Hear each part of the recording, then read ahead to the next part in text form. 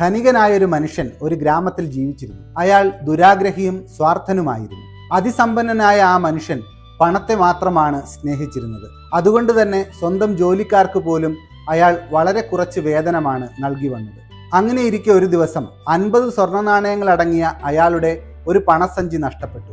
അയാൾ അവിടെയെല്ലാം അത് തേടി നോക്കി, പക്ഷേ നിരാശയായിരുന്നു ഫലം. അയാളുടെ സുഹൃത്തുക്കളും അയൽക്കാരുമൊക്കെ പണസഞ്ചി തിരയാൻ അയാളെ സഹായിച്ചു, പക്ഷേ അത് കണ്ടെത്താനായില്ല. കുറച്ച് ദിവസങ്ങൾക്ക് ശേഷം ഒരു പാവപ്പെട്ട ജോലിക്കാരന്റെ മകൾക്ക് പാടത്തു നിന്ന് ആ പണസഞ്ചി ലഭിച്ചു.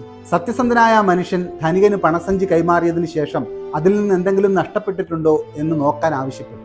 ധനികൻ തന്റെ പണസഞ്ചി തുറന്നു നോക്കുകയും അതിൽ 50 സ്വർണ്ണ നാണയങ്ങൾ ഉണ്ടെന്ന് മനസ്സിലാക്കുകയും ചെയ്തു. പക്ഷേ അത്യാഗ്രഹിയായ ആ മനുഷ്യൻ അതിൽ 75 സ്വർണ്ണ നാണയങ്ങൾ ഉണ്ടായിരുന്നതായും ബാക്കി ആ തൊഴിലാളി മോഷ്ടിച്ചതായും ആരോപിച്ചു. തന്റെ സത്യസന്ധത വെളിപ്പെടുത്താൻ അയാൾ ശ്രമിച്ചു നോക്കിയെങ്കിലും ധനികൻ വഴങ്ങിയില്ല.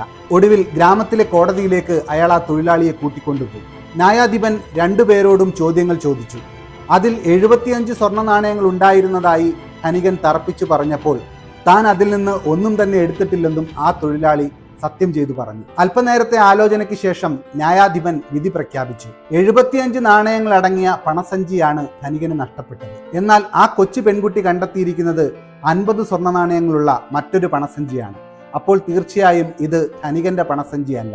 അതുകൊണ്ട് തന്നെ ഇവിടെ ലഭിച്ചിരിക്കുന്ന ധനികന്റെ പരാതി അസാധുവായി തീർന്നിരിക്കുന്നു. നിലവിൽ കണ്ടെത്തിയിരിക്കുന്ന 50 സ്വർണ്ണ നാണയങ്ങൾ അടങ്ങിയ പണസഞ്ചി ആരും തന്നെ അവകാശപ്പെട്ടിട്ടില്ലാത്തതിനാൽ സത്യസന്ധതയും ആത്മാർത്ഥതയും പരിഗണിച്ച് തൊഴിലാളിക്കും മകൾക്കും ആ പണസഞ്ചി കൈമാറാനും കോടതി തീരുമാനിച്ചു. വിധി വന്നു കഴിഞ്ഞപ്പോൾ വിളറിയ മുഖവുമായി തന്റെ പണം നഷ്ടപ്പെട്ടതോർത്ത് മൗനിയായി നിൽക്കാൻ മാത്രമേ ധനികന് കഴിഞ്ഞുള്ളൂ.